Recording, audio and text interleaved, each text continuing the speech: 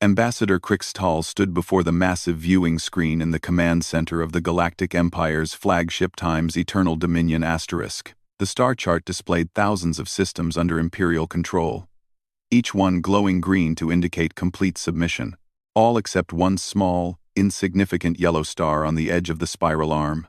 "Tell me again about this." "Ultimatum," Fleet Admiral Vorth demanded, his 6 eyes narrowing as he studied the lone red dot marking the Sol system. Krixtal's mandibles clicked nervously as he activated the holographic display. A primitive message appeared, transmitted on basic radio frequencies that any first-year Academy student could intercept. To the Galactic Empire, the message began in heavily accented Galactic Standard, clearly translated by someone who barely understood the language. "This is Earth, 3rd planet of the Sol system. We know you're coming. We know you've conquered 1,000 worlds. But we're giving you one warning. Do not approach Earth. Do not enter our system. Do not test us. This is not a request. This is our only warning." The message ended abruptly, leaving the command center in stunned silence. Admiral Vorth's laughter echoed through the bridge, followed by nervous chuckles from his staff. "Did they just threaten us?" he asked, wiping moisture from his eyes. "A species that hasn't even mastered faster than light travel just told the greatest military force in galactic history to stay away from their little rock?" "It appears so, sir," Krixtal replied, consulting his datapad. "Our intelligence reports indicate they're a Type 0.7 civilization. They've barely begun to harness their planet's energy resources. Their fastest ships use primitive chemical rockets. They still fight wars with projectile weapons. And yet, they think they can intimidate us?" Admiral Vorth activated the tactical display, showing the massive fleet under his command. 3,000 ships of various classes, from nimble destroyers to the massive dreadnoughts that could crack continents. "We've subjugated species 100 times more advanced than these humans." Captain Zethara, the intelligence officer, cleared her throat. "Sir, there is one unusual thing about their system. Our long-range scans have detected some anomalies." "What kind of anomalies?" "Energy signatures we can't identify. They're faint, but they're there. And sir, the humans knew we were coming before we even decided to come. That message was transmitted 3 days ago. But we only received intelligence about their system 2 days ago." Admiral Vorth waved a dismissive claw. "Probably intercepted communications from one of our scout ships. These primitive species often surprise themselves with lucky guesses." He turned to address the bridge crew. "Set course for the Sol system. It's time to add another green dot to our map."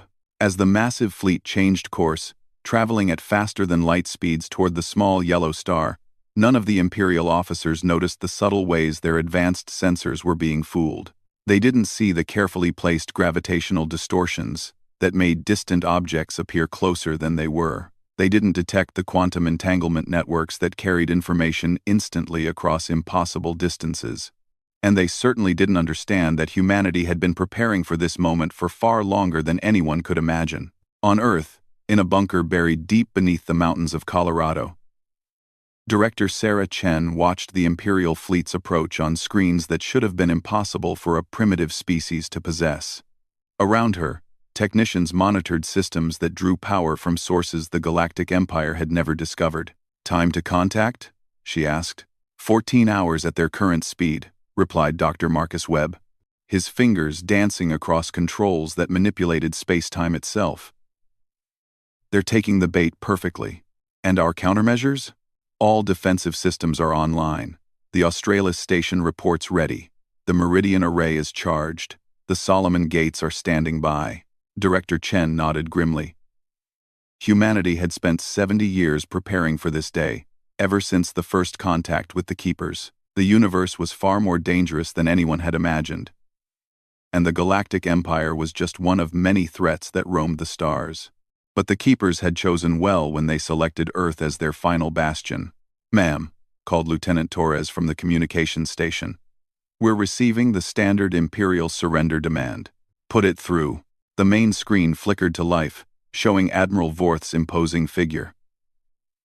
His voice carried the weight of 1,000 conquered worlds, as he spoke. Primitive inhabitants of the third planet. This is Fleet Admiral Vorth of the Galactic Empire. Your pathetic ultimatum has been noted and dismissed. You will prepare for immediate integration into the Empire. Your resistance is futile. Your technology is laughable. Your threats are meaningless. Prepare for planetary occupation within 12 hours. The transmission ended, leaving the command center in silence. Director Chen smiled coldly. Dr. Webb, are the history files prepared? Yes, ma'am. Complete records of the last 500 Imperial conquests, including tactical assessments and victim testimonies. Good. Send Admiral Vorth a reply. Make sure he understands exactly what kind of species he's dealing with. Across space, the Imperial fleet continued its approach, confident in their overwhelming superiority. Admiral Vorth had conquered gas giants with billion-year-old machine intelligences. He had broken hive minds that spanned entire star clusters. He had personally overseen the subjugation of energy beings that existed in higher dimensions. The idea that a single planet of biological entities could pose any threat was beyond amusing. It was insulting. Sir, Captain Zethara reported, we're receiving another transmission from Earth. More begging? Admiral Vorth asked with amusement. No, sir. It's different. The message that appeared on their screens was not the crude, badly translated plea they expected. Instead, it was a comprehensive historical record, transmitted in perfect high galactic and accompanied by tactical assessments that demonstrated intimate knowledge of Imperial doctrine. Greetings, Admiral Vorth, the message began, this time in the voice of Director Chen, speaking flawless high galactic. We see you've chosen to ignore our warning. Before you proceed, we thought you might appreciate some context. The transmission continued with detailed analysis of the Empire's last 50 major campaigns, including classified tactical information that should have been impossible for any outside species to obtain. It listed casualty figures, strategic mistakes, and even personal information about Admiral Vorth himself, details that were classified at the highest levels of Imperial intelligence. Your conquest of the Azerion Collective in the Andorius system was particularly instructive, Director Chen's voice continued. The use of gravitational weapons against their orbital cities was efficient, though the 17-day siege could have been shortened to 3 days if you had properly analyzed their defensive grid. Your tactical assessment of the Melody resistance was accurate, though you failed to account for their cultural willingness to engage in suicide attacks, which cost you 47 ships unnecessarily. Admiral Vorth's face had grown pale as the message continued. This level of intelligence was impossible. The humans were describing battles that had occurred decades ago in distant systems, including strategies that were developed in closed sessions of the Imperial War Council. In your conquest of the Zephani worlds, the message went on. Your decision to target their religious sites first was tactically sound, but demonstrated a fundamental misunderstanding of their social structure. The 43-hour bombardment of their capital could have achieved the same psychological effect with a more surgical strike against their communication networks. The transmission included detailed schematics of Imperial ships, complete with specifications for their shielding frequencies, weapon capabilities, and critical system vulnerabilities. It was as if humanity had been observing and analyzing every Imperial battle for decades. We know your ships, Admiral Vorth, Director Chen's voice concluded. We know your tactics. We know your weaknesses. And we know your empire. You have 12 hours to reverse course and leave our system. This is your final warning. And the bridge of the time's eternal dominion times fell silent. Admiral Vorth stared at the tactical readouts that accompanied the message, detailed analysis of his own fleet's capabilities that was more accurate than his own intelligence reports. How? He whispered. Captain Zethara's hands trembled as she worked her station. Sir, this intelligence. If they really know all this, it's impossible, Admiral Vorth snarled, though his voice lacked its earlier confidence. No primitive species could gather this kind of information. Someone is feeding it to them. Another empire, maybe the Vorthan Collective or the synthetic hegemony. But even as he spoke the words, he knew they rang hollow. The analysis was too detailed, too personal, Too accurate. This wasn't second-hand intelligence. This was the work of someone who had been watching the Empire for a very long time. "Sir," the navigation officer called out. "Shall we continue on course?" Admiral Vorth stared at the small blue-white dot that represented Earth, now growing larger on their screens. Everything in his training told him that this was elaborate bluff. No single planet could threaten a fleet of 3,000 ships. No primitive species could possess intelligence networks that spanned the galaxy. But the nagging voice in the back of his mind reminded him that in 500 years of imperial expansion, they had never encountered a species that issued ultimatums. Every other race had either submitted immediately or fought desperately against impossible odds. None had ever spoken with such quiet confidence. "Maintain course," he ordered, though his voice lacked conviction. "I want to know everything about their system before we arrive." As the Imperial fleet continued toward Earth, additional sensor sweeps began to reveal just how wrong their initial assessment had been. The energy signatures Captain Zethara had mentioned were not faint, they had been deliberately masked. As the fleet drew closer, the true scope of humanity's preparations began to reveal itself. Hidden among the asteroid belt were structures that registered as impossible on Imperial sensors. Space stations that seemed to exist partially outside normal dimensions. Weapon platforms that drew power from sources that violated known physics. And throughout the system, a network of devices that bent space and time in ways that suggested technology far beyond anything the Empire had encountered. "Sir," the sensor operator called out, his voice tight with fear. "I'm detecting massive energy buildups throughout the system. Whatever they're powering up, it's big." Admiral Vorth gripped the arms of his command chair as he stared at the readings. The humans weren't bluffing. Whatever they had built in their system, it was unlike anything in the Imperial database, but it was too late to turn back now. The fleet had committed to the approach, and Imperial doctrine was clear. Never retreat from a primitive species. The reputation of the Empire depended on absolute dominance. "All ships, prepare for combat," he ordered. "Whatever they have, we'll overwhelm it with superior numbers."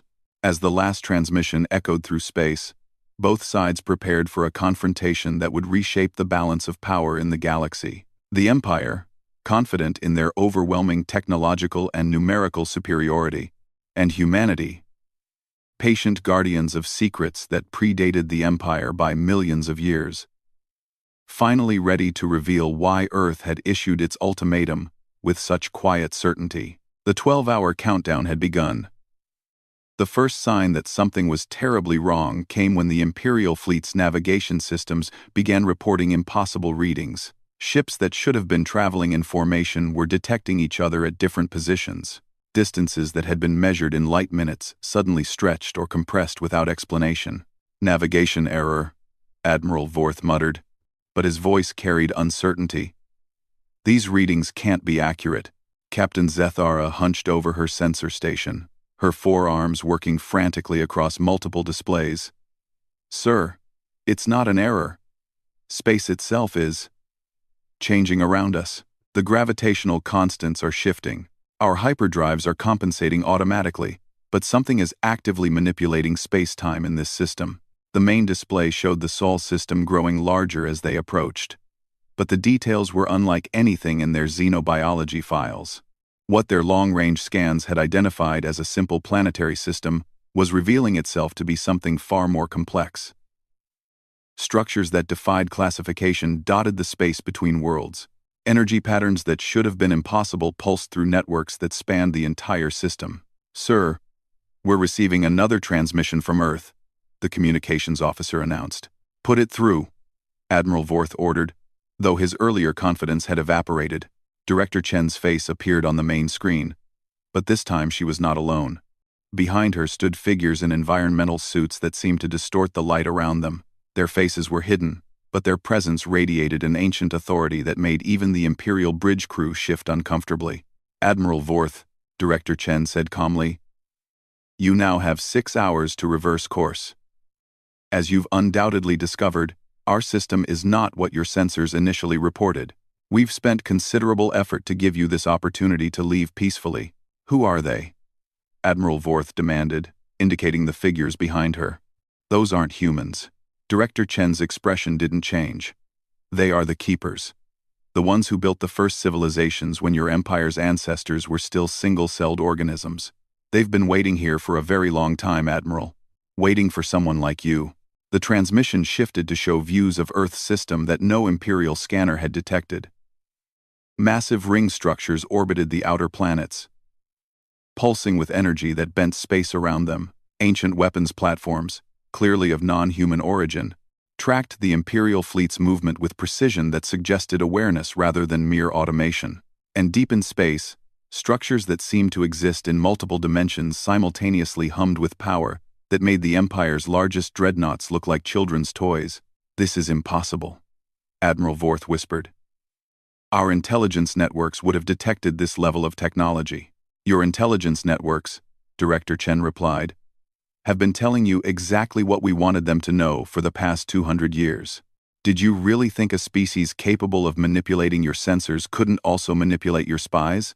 The realization hit Admiral Vorth like a physical blow. Every intelligence report about humanity, every assessment of their technological level, every strategic analysis, all of it had been carefully crafted deception. The Empire hadn't discovered Earth. Earth had allowed itself to be discovered when humanity was ready. On the bridge of the Time's Eternal Dominion asterisk, panic was beginning to spread among the crew.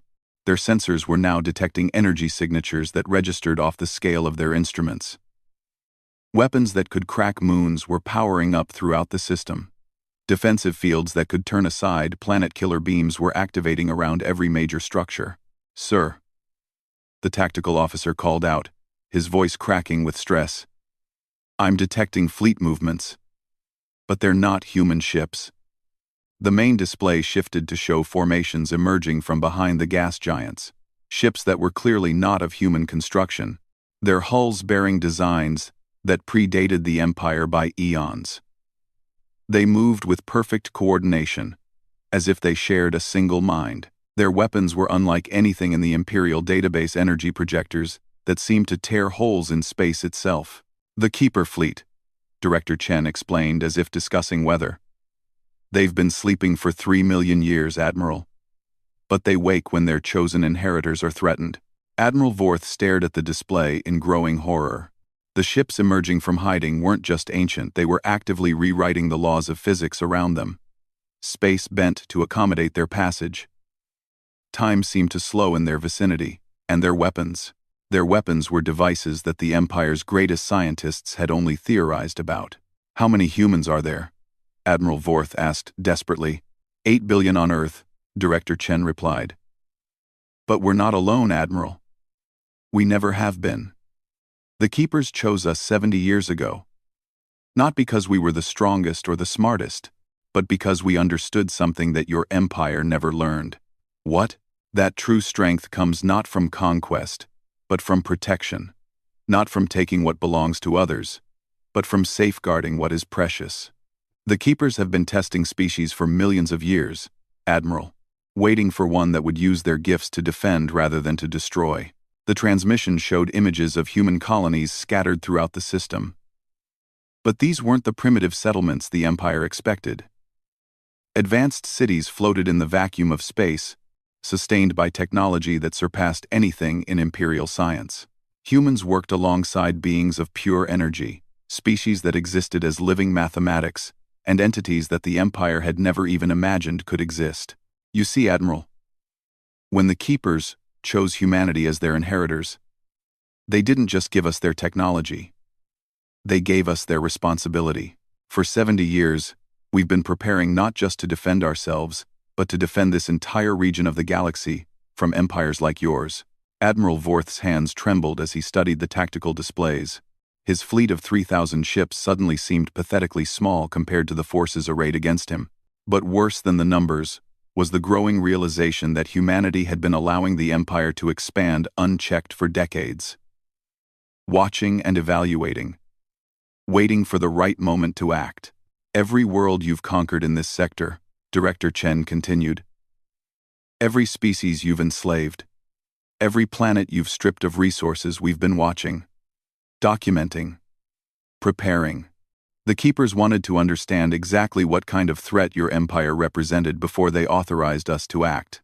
The bridge crew of the Times, Eternal Dominion Times, watched in stunned silence as their sensors detected the activation of weapons systems that shouldn't have been possible. Energy patterns that existed outside the normal electromagnetic spectrum, gravitational manipulators that could create artificial black holes, devices that seemed to reach across dimensions, to draw power from sources that defied comprehension. "Sir," Captain Zethara reported, her voice barely above a whisper, "the energy readings are increasing exponentially. Whatever they're preparing to do, it's beyond anything we can counter." Admiral Vorth studied the tactical display, trying to find some weakness, some flaw in the human defenses, but everywhere he looked, he saw evidence of technology that was not just superior to Imperial science, but based on entirely different principles that suggested an understanding of the universe that the Empire had never achieved. "Director Chen," he said finally, "what do you want?" "We want you to leave, Admiral. Take your fleet and go home. Tell your Empire that Earth is off limits. Tell them that this sector of the galaxy is under our protection now, and tell them that if they continue their expansion, they'll face the same choice you're facing now."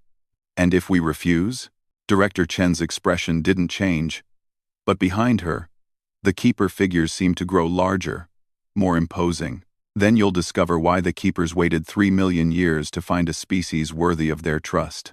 The transmission ended, leaving the Imperial bridge in absolute silence. Admiral Vorth stared at the tactical display, watching as more and more Keeper ships emerged from hiding places throughout the system. Each one was a masterwork of engineering that made the Empire's greatest achievements look primitive by comparison. "Options?" he asked quietly. Captain Zethara consulted her displays. "We could attempt a fighting retreat. Try to break through their lines and escape to hyperspace. Casualties? Total, sir. Their weapons. They're not just more powerful than ours. They're operating on principles we don't understand. Our shields, our armor, our evasive maneuvers, none of it would matter."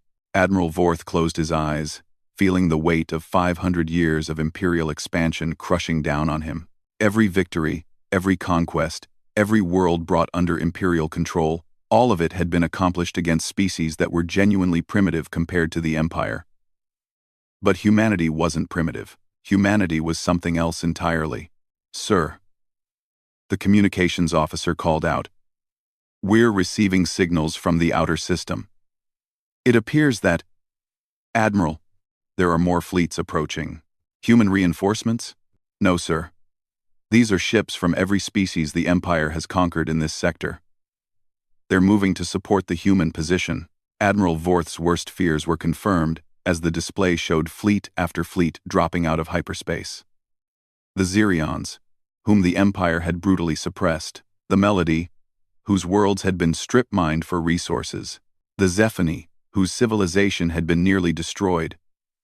All of them were arriving in the Sol system, and all of them were flying in formation with human vessels. "They've been organizing," Captain Zethara breathed. "While we thought they were scattered and broken, they've been coordinating with humanity." Director Chen's voice echoed across all Imperial communication channels. "Admiral Vorth, you now have 4 hours to begin your withdrawal. The species your Empire has wronged are gathering here not for revenge, but for justice. They want to see the Empire learn the same lesson we're trying to teach you." "What lesson?" Admiral Vorth asked, though he was beginning to understand. "That the strong have a responsibility to protect the weak, not to exploit them. That technology should be used to lift up civilizations, not to tear them down. That true power comes from the willing cooperation of free beings, not from the forced submission of slaves." As the Imperial fleet hung in space, surrounded by forces that could obliterate them in seconds, Admiral Vorth faced the hardest decision of his career. Everything he had believed about Imperial supremacy was crumbling around him. The Empire hadn't been expanding into empty space populated by primitive species. They had been blundering into a carefully maintained preserve, overseen by powers that could have destroyed them at any time. "Sir," the tactical officer reported, "the Keeper ships are beginning to move into attack formation." Admiral Vorth watched the ancient vessels position themselves with mathematical precision. Each movement was calculated to maximize their effectiveness, while minimizing harm to their allies. Even in their preparation for battle, they displayed the kind of restraint and wisdom that the Empire had never learned. "All ships," he announced across the fleet communication channel, Prepare to receive new orders." As the countdown continued, Admiral Vorth realized that the next few hours would determine not just the fate of his fleet, but the future of the Galactic Empire itself. Humanity had given them a choice, but as he watched the awesome display of power arrayed against his forces, he began to understand that it wasn't really a choice at all. It was an education. Admiral Vorth stood alone in his private quarters aboard the Time's Eternal Dominion Asterisk. Staring out at the impossible vista before him, the Sol system had transformed into something that resembled a gathering of gods rather than a planetary system. Ancient keeper vessels moved in perfect harmony with human ships, while the fleets of formerly conquered species took positions that spoke of careful coordination rather than desperate alliance. In the 2 hours since Director Chen's final warning, more revelations had shaken the foundations of everything he thought he knew. His intelligence officers had detected temporal distortions around Earth, evidence that the planet existed slightly outside normal time, protected by technology that could manipulate the flow of causality itself. The asteroid belt wasn't a natural formation but a carefully constructed defense network, each rock positioned with mathematical precision to create gravitational fields that could redirect entire fleets. But most disturbing of all was the growing realization that the Empire had never been as powerful as they believed. Every major technological advance, every strategic innovation, every tactical doctrine that had driven their expansion, all of it could be traced back to accidental discoveries or anonymous data transmissions that arrived at exactly the right moment. Humanity and their keeper allies had been guiding Imperial development for centuries, ensuring they remained strong enough to serve their purpose, but never strong enough to become a true threat. A soft chime announced an incoming priority transmission. Admiral Vorth returned to the bridge to find his senior staff gathered around the main display, their faces pale with shock. "What now?" he asked wearily. Captain Zethara activated the display without a word. The image that appeared was not Director Chen or the mysterious keepers, but Admiral Vorth himself, or rather, a much younger version. The figure on screen wore an Imperial Academy uniform and spoke with the passionate conviction of youth. "Someday," the young Admiral Vorth declared, "the Empire will be strong enough to protect every civilization in the galaxy. We won't need to conquer them. They'll come to us for protection. We'll be guardians, not conquerors." The recording was from Admiral Vorth's graduation speech at the Imperial Naval Academy, delivered 40 years ago. He remembered that day, remembered believing those words with absolute certainty. But decades of Imperial doctrine had slowly eroded those ideals, replacing them with the brutal pragmatism of conquest and control. Director Chen's voice accompanied the recording. "The Keepers have been watching for a long time, Admiral. Not just watching humanity, but watching all of us. They knew that empires rise and fall. But they also knew that sometimes, within those empires, there are individuals who remember what power should really be used for." The transmission shifted to show other recordings: Imperial officers questioning brutal tactics, scientists refusing to develop world-killing weapons, even common soldiers showing mercy to conquered populations. All of them had been carefully documented by humanity's invisible observers. "The Empire doesn't have to end today, Admiral," Director Chen continued. "It just has to change. The choice isn't really between conquest and retreat. It's between continuing down a path that ends in the destruction of everything you've built, or choosing to become what you once dreamed you could be." Admiral Vorth sank into his command chair as the weight of understanding settled on him. The ultimatum hadn't been a threat, it had been an offer. Humanity wasn't trying to destroy the Empire. They were trying to save it. "Sir," the communications officer reported, "we're receiving individual transmissions from every ship in the fleet. The captains are requesting orders." Admiral Vorth knew without asking what his captains were experiencing. The same revelations. The same evidence of their empire's carefully guided development. the same impossible choice between everything they had believed and everything they had once hoped to become. "All ships," he announced across the fleet channel. "This is Admiral Vorth. Stand down all weapon systems. Prepare for negotiation." The response was immediate. Across the system, the assembled fleets began powering down their weapons. Not just the human and keeper ships, but the vessels from every species that had gathered to witness this moment. They had been waiting, Admiral Vorth realized, not for battle, but for exactly this decision. Minutes later, Admiral Vorth found himself in the strangest meeting of his career. The conference room aboard the Times Eternal Dominion Times had been expanded to accommodate beings who existed in multiple dimensions simultaneously. Director Chen sat across from him, flanked by representatives from a dozen species that the Empire had conquered. But at the head of the table sat one of the keepers, its environmental suit now transparent enough to reveal the impossible entity within. The keeper spoke without words, its thoughts flowing directly into the minds of everyone present. Its voice carried the weight of eons and the patience of eternity. "We are the keepers of the deep time," it began. "The inheritors of those who came before, and the guardians of those who will come after. For 3 million years, we have watched species rise and fall, empires expand and collapse, civilizations reach for the stars only to burn themselves out in the attempt." Images flowed with the words "ancient civilizations that had mastered technologies beyond imperial comprehension, only to destroy themselves in wars that left entire sectors of space uninhabitable. Species that had achieved near immortality, only to stagnate and fade into irrelevance. Empires that had conquered half the galaxy, only to collapse under the weight of their own brutality. "We learned that technology without wisdom is destruction," the keeper continued. "That power without compassion is meaningless, and that conquest without purpose is merely another form of suicide." Director Chen took over the explanation, her voice gentle but firm. "The keepers have been searching for a species that could inherit their responsibility, not their power, but their purpose.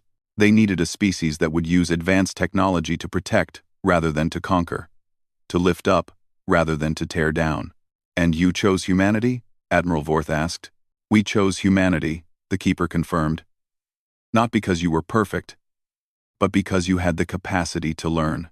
Your species has always been defined not by your individual strength, but by your ability to work together, to protect those who cannot protect themselves, to stand against overwhelming odds when something important is at stake." The images shifted to show human history, moments of courage and sacrifice, of individuals and groups standing up to protect the innocent, even when it cost them everything. But alongside the human images were similar moments from other species, including several from the Empire itself. "The capacity for heroism exists in every species," Director Chen explained, "but it often gets buried under the weight of survival, politics, and fear. The Keeper's technology doesn't just provide power, it provides the security to act on your better nature instead of your survival instincts." Admiral Vorth studied the faces around the table, former enemies sitting peacefully beside each other, species that had been at war now working together toward common goals. "What exactly are you proposing?" "A partnership," Director Chen replied. "The Empire has infrastructure, experience, and resources that could be used for protection instead of conquest. The Keepers have technology and wisdom that could help you become what your best officers have always wanted you to be." The Keeper's mental voice joined the conversation. "We offer, not the destruction of your empire, but its transformation. Your fleets could become guardians of trade routes, instead of instruments of conquest. Your scientists could work to heal damaged worlds instead of developing weapons. Your diplomats could help species resolve conflicts instead of forcing them into submission." "And if we refuse?" Admiral Vorth asked, though he already knew the answer. "Then you continue on your current path," Director Chen said sadly. "Until you encounter something that sees you the way you see primitive species. The universe is vast, Admiral. And there are powers in the deep dark that make the Keepers look primitive. Eventually, every empire that chooses conquest over cooperation meets something stronger than itself.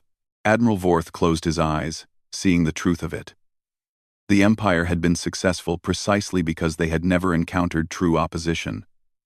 But that success had been an illusion, carefully maintained by powers that could have ended them at any time. What would be required? He asked finally. The negotiations that followed lasted 18 hours and reshaped the fundamental structure of galactic civilization. The Empire would maintain its territory and infrastructure, but its purpose would change from conquest to protection. Imperial fleets would become peacekeeping forces, helping to resolve conflicts between species rather than creating them. Imperial science would focus on healing damaged worlds and developing technologies that enhanced life, rather than destroying it. Most importantly, the Empire would become part of a larger alliance, a confederation of species working together under Keeper guidance to prepare the galaxy for threats that most civilizations couldn't even imagine. As Admiral Vorth signed the accords that would transform his empire, he thought about the young cadet who had dreamed of being a protector rather than a conqueror. Perhaps, he realized, he was finally becoming the officer he had always wanted to be. 3 months later, Admiral Vorth stood on the bridge of his flagship as it approached the Xerion system not to conquer, but to help rebuild. The Xerions had suffered massive ecological damage during the Imperial conquest decades ago. But Keeper technology offered the possibility of healing their worlds within a generation. Admiral, Captain Zethara reported, "We're receiving a welcome message from the Xerion Council. Put it through." The main screen showed the council chamber of the Xerion homeworld, filled with beings who had every reason to hate the Empire. But their leader stepped forward with dignity rather than hostility. Admiral Vorth, the Xerion counselor said, "We welcome the Imperial Relief Fleet to our system. Our children will grow up breathing clean air again because of the choice you made at Earth. Thank you." As the fleet moved into orbit around the damaged world, Admiral Vorth reflected on how much had changed. The Empire was still vast, still powerful, but its power now served a purpose that would have made his younger self proud. And throughout the galaxy, other species watched and learned. The transformation of the Empire became a model for how civilizations could evolve beyond the endless cycle of conquest and collapse. Under Keeper guidance and human leadership, a new age was beginning.